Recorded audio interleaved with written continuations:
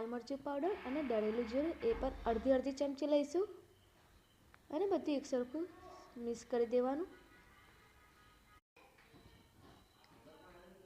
એકસરખું મિક્સ કરી દઈશું।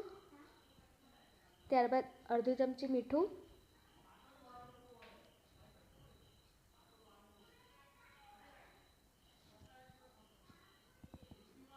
અડધી ચમચી આદુ લસણ મરચાંની પેસ્ટ, બધું એકસરખું મિક્સ કરી દેવાનું। બધું એકસરખું મિક્સ કરી દઈશું। ત્યારબાદ એક વાટકી દહીંને એડ કરીશું અને એકસરખું સારું મિક્સ કરી દેવાનું છે અને થોડીવાર માટે થવા દેવાનું છે। ગેસને મીડિયમ જ રાખીશું અને ઉપરથી ધાણાને સર્વ કરીશું।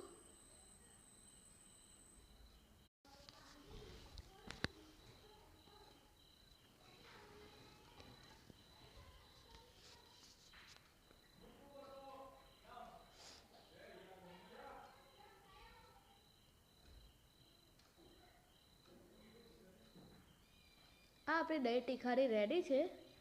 વિડીયો પસંદ આવે તો લાઈક કરજો અને શેર કરજો।